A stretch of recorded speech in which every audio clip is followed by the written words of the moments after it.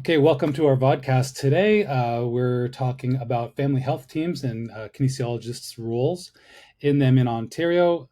Today, we have three kins who work in family health teams and are going to help us to understand exactly what is possible in primary care in kinesiology. Could you introduce yourselves, just quickly say where you work and just the brief idea of what your main roles are in the family health team. So if we could start off with Xana, please. I'm Xana, and I'm a registered kinesiologist at a rural family health team in Haldimand County. My main roles as a kinesiologist here are to be a service provider, so I provide one-to-one care, group care, and then some programs for the community as well. So what populations do you primarily see there? The majority of the patients that I see are seniors or geriatric. In addition to that, I also provide some perinatal programming, so people who are pregnant, and then in the first 1 to 3 years postpartum. The other piece that we have is pulmonary rehabilitation for chronic lung disease. And through all of these programs, there's also a lot of comorbid orthopedic conditions, and that kind of runs along with everything that we do. Cool. Jaclyn, you're up in Aurelia, is that right? Yep. So I'm with Kuching Family Health Team in Aurelia. Aurelia is about 33,000 people. We do service all ages, but I would say the majority of the people that I work with are probably 50 plus, with an average probably around like 65. Um, and I focus in musculoskeletal assessment and rehabilitation, some education. Um, yeah, that's kind of the majority of my work. Cool. And Holly. Hi, my name's Holly. I work with the Brockton and area family health team. We are also in a rural area. We service 5 different local sites, and our population ranges as well, just like the other two, from children to adults. But mainly the people that I see in office are adults 50 plus, with MSK injuries, but also various chronic diseases and chronic disease prevention. And another role that I play that takes up like a good portion of my time as well is community programs as well. So not just individual appointments, but I'm also out in the community running exercise programs of all varieties, and I'll explain that again later when we get into it. Great, excellent. Now, Xana, we were talking about how family health teams are uh, primary care. A lot of people might not be familiar with what that is. Could you maybe explain a bit about that and what are areas where kinesiologists might work in primary care? So, primary care is generally the first place where a person goes to access healthcare. So, their family doctor, things like a walk in clinic, not things like urgent care or the emergency room. In Ontario, there's a couple different ways people access primary care. One of those is through a family health team, which is where I work. That's where there's a group of physicians and then there's professionals associated with them. There's also community health centers, which is another version of primary care where the physicians and the interdisciplinary professionals all work together under the same company instead of separately. There's also nurse practitioner led clinics and First Nation health authorities that provide primary care in Ontario as well. In all, primary care is really about health promotion, preventing illness and injury, and then diagnosing, treating, and managing illness and injury. And so we were talking before about how kins in family health teams they operate quite autonomously, clearly over a pretty broad spectrum of clientele, right? I mean, we were even saying, a lot of Xana, you were mentioning the chronic illnesses. I mean, a lot of them are diabetes educators, right? A lot of kins are utilized even in things as diverse as smoking cessation. Um, any other specialty areas that any of you have specific kind of that you're specifically working with populations in? So one of the groups that I work with a lot is people with chronic lung diseases. A lot of people have heard of cardiac rehabilitation, but not pulmonary rehabilitation. The goal is that everyone with a chronic lung disease, so COPD, asthma, pulmonary fibrosis, has access to pulmonary rehabilitation that combines exercise and education. That is something that we need a lot more of in Ontario. There's a huge lack of it, and we're able to provide that in our community. I've also done some training with the Bariatric Centers of Excellence through a multidisciplinary program. And with the dietitians, we work to help reframe health, not weight, and approach pre-surgery and post-surgery bariatric care through a holistic lens and more than just kind of the medical management of it.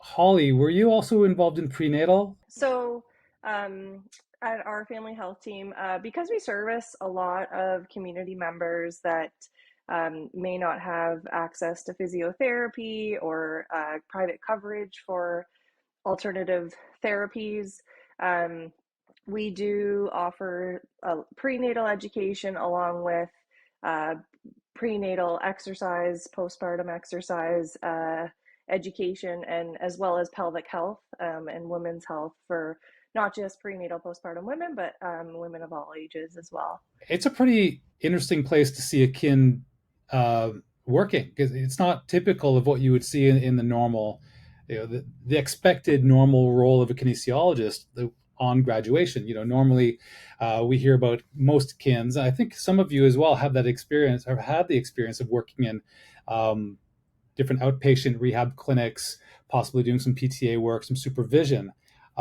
Probably right now is great to let everybody know. I mean, how much supervision do you have in your role right now in a family health team?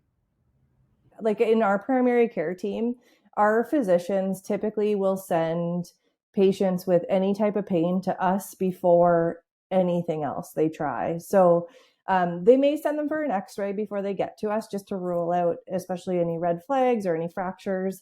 But we're like kind of their first line of defense and their first option, because they really value our opinion on what's going on with their patient. So before they send them on to make that referral to physiotherapy, like I said, if they meet that criteria, or suggest the patient spends any money, they always send them to us first to get some maybe pain management strategies or to get them started with movement, because they know how valuable that is. So I feel like we're very well utilized here where we are. And I know that's not the case in every family health team, but our team is very collaborative, and I'm quite grateful for that, because they put their trust in us fully. I think that's a nice thing about the family health team setting, is because there's so much access to those other disciplines, we can be very autonomous and be unique in our role. So at the Couchiching family health team, we have a clinical director for the family health team. So she kind of oversees all of the different clinical disciplines. And then sort of beneath her, we have what we call team leads. So they oversee kind of our smaller physical health team, mental health services, sort of all of those different disciplines. So our physical health team has grown a fair bit. We actually now have 2 team leads, is what they're called. Our current team lead is actually on maternity leave. Holly's probably met her.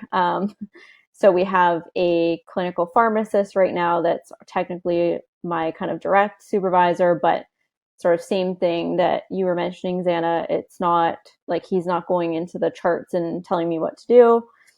We collaborate a lot with, we have a chiropractor on my specific musculoskeletal health team, and then other kinesiologists. So we do clinical rounds every week, and that's sort of where we can share and discuss clinical cases. Because obviously there are those cases that walk through your office and you're not really sure exactly where you're going with them, or you haven't seen it before. So there's tons of support and opportunity to collaborate and reach out for support, but we're definitely like fully autonomous. I see patients from assessment to discharge fully independently. So I have a clinical supervisor. She is trained as a dietitian, and she clinically supervises all of the professionals. So the nurse practitioners, the registered nurses, the respiratory therapists, the social workers, and me as a kinesiologist. But as a clinical supervisor, she's not overseeing my care. We all chart in the same system. And if I think of intervention is needed that's outside my scope of practice, like if a patient needs a spirometry test or a bone mineral density test, I refer for that. But no one's coming in looking at my notes, telling me what to do. I get referrals that say assess and treat at your discretion. And Holly, would that be about the same for you as well? Yeah, I would say very similar here at our family health team. We have a clinical lead. I don't actually work in the same building as her and quite rarely see her. However, I can access her at any time if I need to speak with her. And she's not directly supervising me. She doesn't really speak the kin language either. Like if in terms of like assessment and treatment, um, I'm completely on my own with that. Like we've myself and the other kin, we've created our own forms and assessments and ways to work through each individual patient and problem. So yeah, we're luckily I have another kinesiologist to bounce ideas off of. Otherwise, we're pretty much on our own, which goes well for us. If we do have questions, we can always refer back to the doctor or speak with the doctor directly or another healthcare provider. And then we do have the availability also to send patients that we think are kind of beyond our scope or that could benefit from something different to physiotherapy. However, there is we don't have that within the family health team. There's a couple within the community. However, there's a pretty strict criteria to get those patients into physiotherapy. So if they fit into it and we're not able to help them, or we're only getting them so far in their recovery or rehabilitation, then we can refer on if we need to. But we can't actually refer directly either. The doctor has to refer or a nurse practitioner. So that's when we collaborate back with physicians or nurse practitioners and get them to refer on if we need to. I think that's going to be a real big it's a new idea for a lot of people. It's going to be very interesting for a lot of new kins. Actually, a lot of health professionals in general understand exactly how autonomous kins are in the family health teams. When you remove insurance payment, primarily, a big thorn in the side of kinesiology for decades has been that if you take a look at outpatient rehabilitation clinics, we're often the only health profession that isn't covered by insurance for treating the exact same people with the exact same injuries, and usually at the exact same time. So it really that creates quite a disparity, And so when you remove that payment barrier, as the family health teams do, now you see exactly what kinesiologists are capable of doing, and in a lot of cases, you're addressing. You're kind of like a much more versatile professional that can address things from the metabolic and community and outreach prevention side, but also do MSK assessment and treatment, also deal with diabetes education, also do expand out. So they become really essential to the efficient operation of a family health team, which is amazing. I like to think of like myself and the other kin as like a hardware store. Like they come to us, we kind of give them the tools and maybe lead them down the right direction to like go home and kind of self-manage their own issue. I don't provide like a whole lot of direct treatment because we don't see patients like on a weekly basis. We generally check in with them every few weeks. So in a lot of ways, we kind of hand them the tools, they take them and kind of use them, and oftentimes that helps them get better.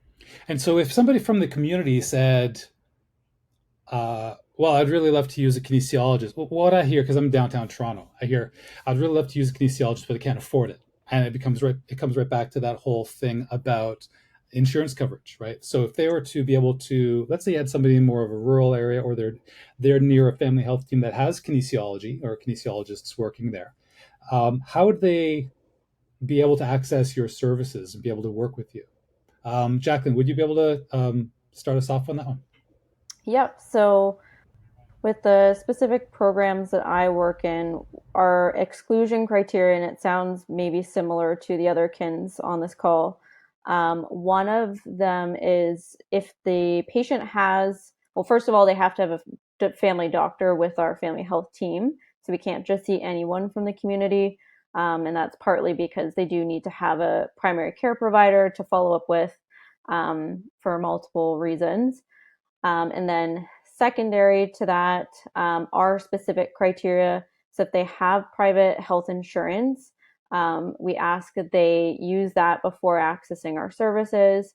It is a bit tricky because, as we all know, kinesiology is still not covered oftentimes. So we will consider seeing people for kinesiology, the GLAD program, which I can talk about more later, if they have coverage, but their plan doesn't cover our services, or sometimes for things like patients, because that can be quite a same thing, that can be quite expensive privately. So we will see those a barrier to care in the community. And yeah, pretty much vehicle accident and WSIB. So that's our other exclusion. But otherwise, family doctor with our health team. And as long as you don't have insurance that covers our exact services, or as long as you've exhausted that, then you're eligible to receive our services. Yeah, Holly, how about your? Yeah, we don't actually necessarily have any exclusion criteria. If it's ideal if they have a family physician, because they're more, they typically get referred more commonly. But if they're a member of the community, especially in some of our rural areas, some of our community members aren't able to leave the community without transportation, and we certainly don't have like busing or any sort of public transportation here. So if they're a member of the community locally and they can't access, like, say, physiotherapy elsewhere because there's not any in certain communities that I work out of, we will see them, and they can self-refer as well. And I mean, that might change down the road if we end up with really long wait lists, but for right now, that seems to be working. And then we also see, even if they have private benefits for other alternative therapies, we still see them, because those in our area anyway, to get into physiotherapy is quite a long wait, even if you have private coverage. So we'll usually see them for a couple of appointments before they get started, and hopefully get them along their way to recovery. And sometimes they still need to go, and sometimes they don't. So we can hopefully take them off of their wait list as well, if that's the case, if they're waiting a long time anyway. So that is our criteria. We don't have one. Xana, how things down where you work? It's pretty similar to other people. So we have affiliated patients can access kinesiology services directly. There is no exclusion based on any kind of prior coverage. We do exclude people with an active WSIB or motor vehicle claim, but once those are finished, they can come. And for patients who are unaffiliated, so if their family doctor is not one of our doctors, they don't have a family doctor, they can access some of our community programming. So we run some different group programs that are open to the community, and they can access through that. There's also kind of some interest in the ministry right now to look at expanding some services to unaffiliated patients, because people that don't have a family doctor face a lot of health disparities. So we're working on approaching kind of some different angles on how we can offer services to unaffiliated patients. That's amazing, isn't it? Because we're so conditioned to thinking that kinesiology isn't covered by insurance, and in fact, here it is. if I understand correctly, I mean, family health teams are funded by OHIP. Is that right? Yeah. So people can access kinesiology through OHIP. So a lot of people who are going to be watching this video are going to be asking themselves, like, wow, it's amazing the breadth of different areas that you're all working in, but I never learned any of that in my undergrad. And so how in the heck am I going to be able to know, or how to work with these patients in this way? So maybe Xana, if you could start us off, tell us kind of what education you found to be really useful. What do you use more than anything else in your current practice? So I actually did I did learn a lot of this information in undergrad. I was able to go through kind of a really robust clinical education program and do placements in the community in rehab care hospitals. So I think that getting that patient experience was the most important. Now I am in a really small team. We only support 16 or 17 physicians. So I don't really have the ability to specialize too much in anything. I need to know a little bit about everything and how to learn more. What's been the most useful for me is knowing where to go to find what I'm looking for. So having a good list of websites and other people that I can ask. While I was kind of working in outpatient clinical settings and long-term care trying to find my dream job, I did do some additional certifications. So I completed a gerontology certificate. That definitely has come in handy.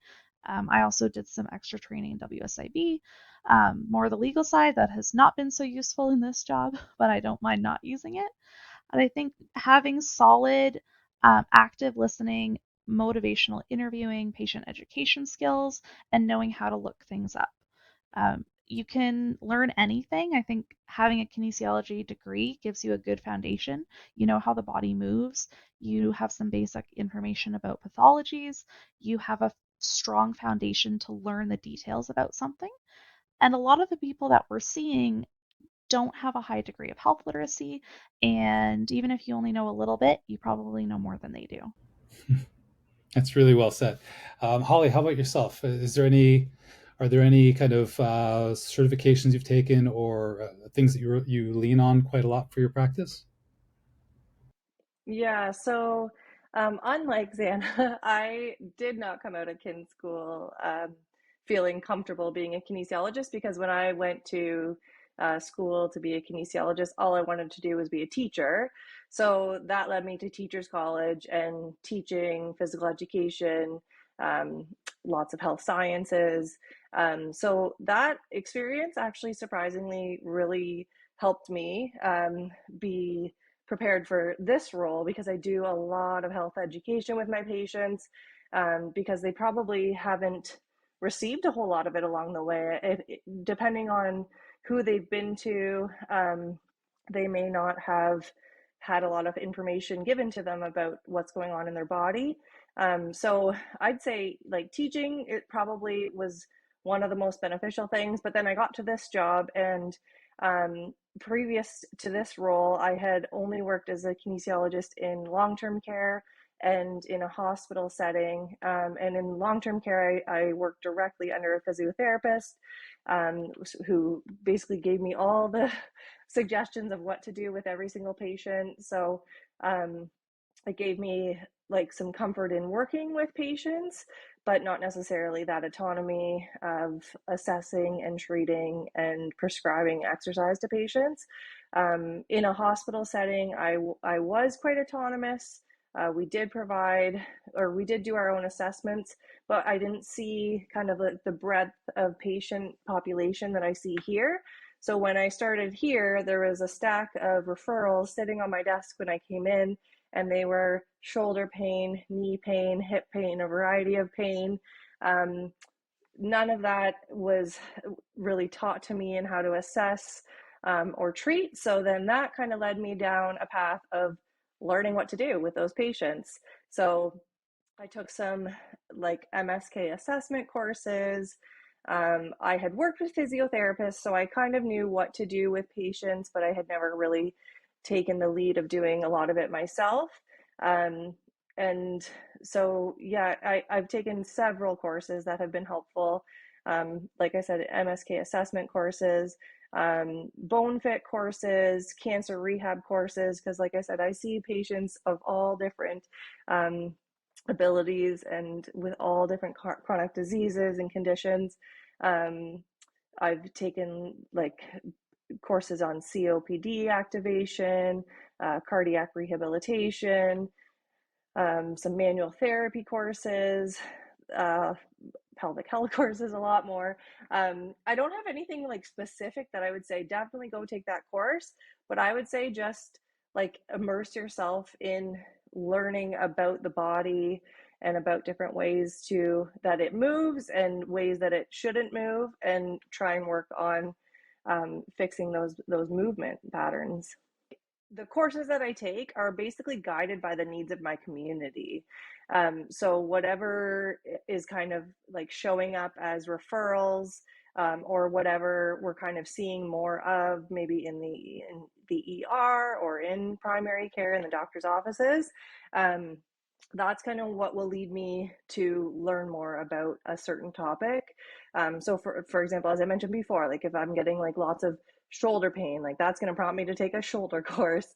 Or if, for example, if we're seeing more heart disease, I'm going to look into maybe offering cardiac rehab, which we've recently done, and kind of exploring down cardiovascular health role in terms of my education too. Because I mean, the one thing about, I'm sure you guys have all noticed, like in terms of movement education, health in general, things are changing all the time. So it is really important to keep up to date with the latest knowledge of everything. So even if you took a course 5 or 10 years ago, it's never a bad thing to update that same course or a similar course, because chances are some of the recommendations have changed, or there's new tips and tricks to help advance your population in the right direction. Yeah, I think same with what Holly was saying. It's very much based on like the complaints that we're seeing. The program at Kuching Family Health Team originally started as just a back pain program, I believe.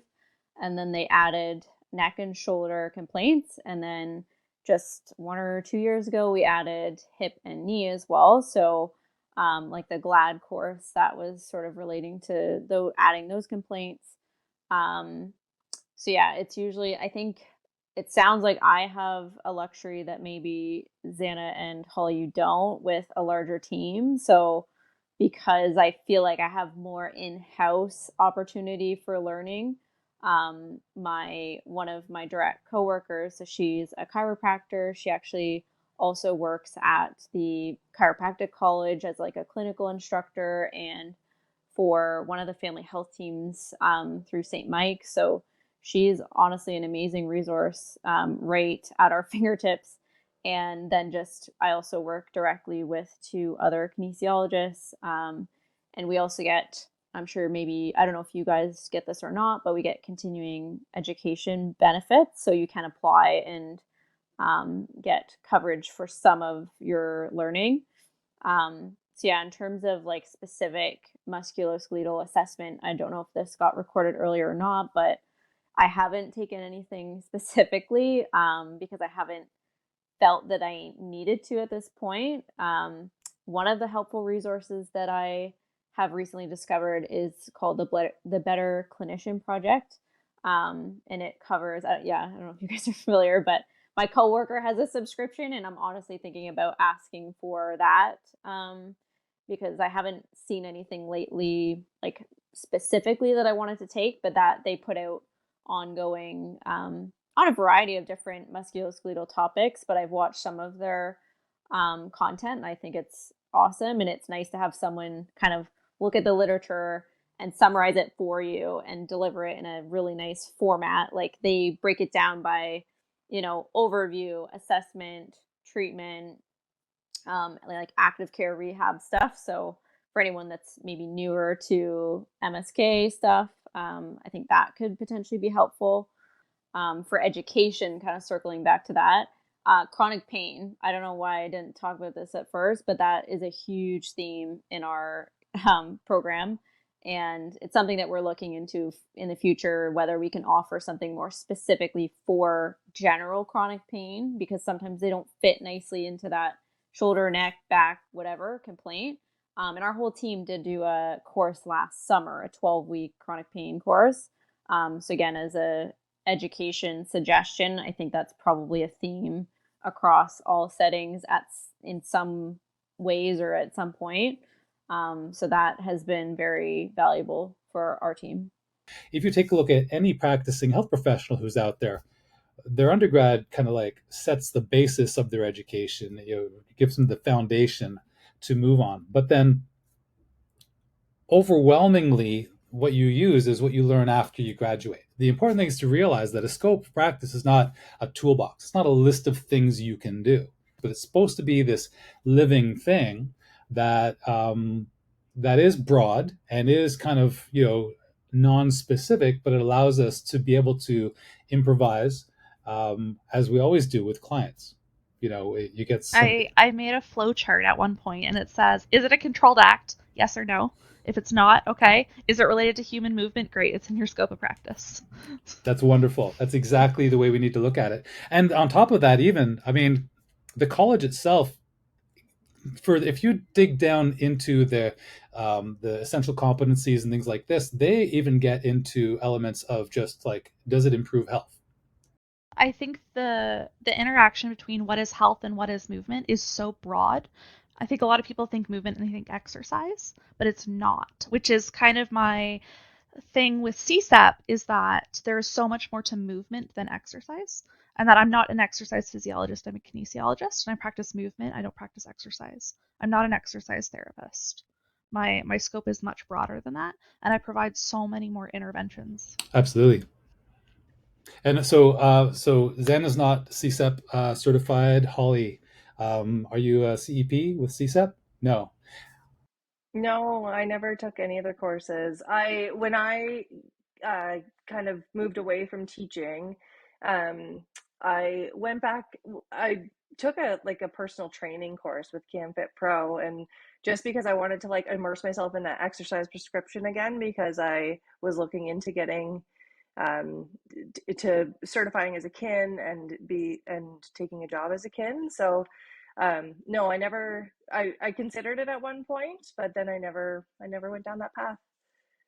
I didn't feel I needed it. So I felt like it was almost like a waste of, you can buy like I have their textbook, so I can refer to it sometimes. But no, I haven't explored that. Maybe never say never. That might be something on my list at some point. But what's interesting to me is when you take a look at what you actually need to know in order to be effective in your careers in a family health team, you're very educationally driven. And the big mic drop moment for this is that you're not interested in taking a course called Clinical Exercise Physiologist, which you would assume that organization would be specifically interested in having as many family health team kins as possible. Whereas you're not really finding any value in that education because it's overly general. You need specific. Exactly. Yeah. Exactly. But it also comes into the case before. This is where I can put in my little soapbox speech about scope and competence. All kins have the same scope of practice. It's the areas in which we find specific competences where we tend to spend a lot of time in our practices. And as we're finding, like, you guys are in different parts of the province, you have different practice focuses, different client populations, and you've developed your training and your competencies to excel in those areas. But you've all got the same scope. Xana, earlier you had said something about ICU nurses. Would you mind repeating that again? I think kinesiology, you can think of a lot like different kinds of nurses. They all have the same undergraduate degree, but different nurses work in different places. And a nurse that works in an ICU and a nurse that works in, the primary health team where I work have very different experiences and competence. And a nurse that is managing an event one day is probably not the nurse the next day who is doing someone's PAP or giving vaccines to babies. They're both nurses. They have the same scope of practice, but their competency is very different. Absolutely. What is the career trajectory for somebody working in a family health team? Is it like, is it basically you might be able to expand the things that you're doing through different projects or special practice areas, or is there an opportunity for growth within the organization? I mean, what do you guys see as a possibility for you? So in a small team and in a rural setting, I don't think there's kind of like a lot of upwards trajectory, which I think for me personally is fantastic. I'm not interested in a leadership role. I like being primarily a clinician. I think that the longer you work with a team and the more trust you build, there's more opportunities to do things under directives. So what that may be in the future, who knows? But I think a kin in a family health team is ultimately going to remain a clinician. They're going to be assessing, treating, and managing, perhaps running more group programs or seeing more complex patients. However, I don't know if there's necessarily kind of like a wider role that comes over time. And Jaclyn, how about yourself? Yeah, I would agree with that somewhat. I'm in a larger family health team setting, so I think there is potential growth opportunity if that's what you wanted, for more of a leadership position. For example, our team lead position is a kinesiologist, so it is kind of nice to see somebody in my role in a leadership position. And our organization does try and sort of promote from within. So certainly I think there is opportunity. We also have we're part of the Couchiching Ontario Health Team, so the larger organization, which I actually worked for a few months. Long story, but it was an excellent opportunity. Now, it wasn't in a kinesiologist role, so I'm not sure exactly what might exist there in the future, but we are a very rapidly growing area with a lot of sort of up and coming projects and initiatives. But yeah, I kind of agree at this point with you, Xana. Like, I really just enjoy the clinical work. There's definitely opportunity with our team to expand our services. We already have, in the time that I've worked there, quite significantly. There's talk of further expansion. What groups could we add? What initiatives could we start in collaboration with the OHT? So one of those would be, we're looking at acute low back pain and how do we keep, is there a way that we can flag people from the ER and see them in our program sort of immediately to prevent further, them going to their doctor's office 5 times before they end up coming to see us anyways. So there's lots of opportunity for growth in our roles, which I'm quite happy with at this point. But I think, yeah, it depends on the size of the organization that you work in and the area. I think where I work, it's possible for sure. It just depends on what you're looking for. Well, and I think the great part of this as well, kinesiologists are often, if you take a look at the median age of members of the Ontario Kinesiology Association, it's very young, very young. It's around 30 years old or so, which tells you that people are leaving the profession in very large numbers only a couple of years afterwards. But then even people who do it for 5-10 years or whatever, they tend to have a worry that they're going to age out, like, well, this is a job only for young people, etc. Considering how much studying and how much education that everybody on this podcast is doing every year in order to stay current and stay active, I mean, it really promotes kids having very long careers. And so we'll start to see more kins in their 50s as well. So, Xana, if you're thinking about what specifically a kin over other health professions can bring to a family health team, what would you say that would be? There's about 180 family health teams in Ontario, and when I started at my family health team, they'd never had a kin before. We're in a rural area, so I went to every family health team's website to see who else was out there and what they did, and I think there's only about 40 or 50 kinesiologists between family health teams and then the other kind of group funded primary care, so community health centers and nurse practitioner led clinics. And between all of those, which is over 200 centers, there's only about 50 kinesiologists. So I think there's so much more space for kins to be utilized and to help improve health outcomes and decrease healthcare costs. So I think osteoarthritis can be a great example. We know that it's an extremely prevalent condition and the symptoms can be debilitating. When a person goes to their family doctor with osteoarthritis, They might get some generic advice provided in a short appointment, probably 15 minutes. They're probably going to get weight-bearing x-rays of their hip or their knee, and maybe a prescription for medication. They're going to go home and they're going to try to live with that. As their pain increases, they might be offered a cortisone injection. Their physical activity is going to decrease because it hurts to move, and they're going to become more sedentary. They might gain weight. They might start eating more because they're doing less, which contributes to other chronic diseases. And after they've had a couple cortisone injections, or if those aren't working, they're going to end up getting referred to see a surgeon.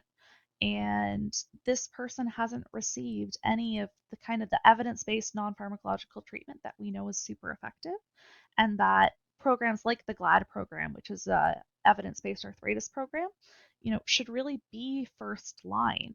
Sure, let's give that person some Tylenol or some NSAIDs, but let's get them moving. Let's educate them about what's happening in their body and give them strategies to manage on their own.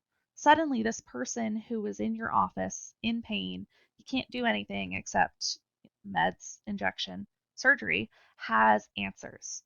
Their health improves, their quality of life improves. They spend less time interacting with the healthcare system. They cost the healthcare system less money, and overall, their life gets better too. So, just with that one condition, which has an extremely high prevalence, a kinesiologist can offer evidence-based best practice guideline treatment. And that's just for one condition. There's so many more places where it fits in. Yeah, I can definitely echo that because I run the GLAD program, and we also run something called Fitness for Health. I don't know if anyone's familiar with that, but we take our patients into the community, to the rec center in Aurelia. And boy, I've had some success stories out of that because GLAD offers the education piece, which is huge. A lot of people going into it have no idea. They think, yeah, they shouldn't be, weight bearing on their joint, or they should be resting. Pain is bad, etc. By the end of the program, I had someone who was hardly doing anything. This woman went on to do GLAD. She went on to do Fitness for Health because she liked GLAD so much. And by the end of it, there was a group actually of our participants that started going to the rec center independently together, exercising multiple times a week in the community. And it's like, yeah, look at what, that group of people, they're going to keep active, they're going to keep healthy, and they're going to essentially stay out of their doctor's offices a little bit more. So that's what we can hope for. Before wrapping up, is there anything else you guys want to? I mean, we definitely want the audience to know about Xana and Matt Mendez are co-chairing the primary care community practice for the Ontario Kinesiology Association. It's going to have its first meeting coming up this September. And if you're watching this video and it's after September 2023, check with the OKA to find out where the next meeting is. Now, how is that? That's going to be on a Zoom call. Is that right, Xana? It is. We would really like to meet in person at some point in maybe the next 12 months or so. But the first one will be on Zoom. So the community practice is really going to be a great project to get going. And I know they have other areas that they're going to be looking at as well, particularly in rather than like focusing on kins in different regions, they're looking at them in terms of their interests and their practice areas.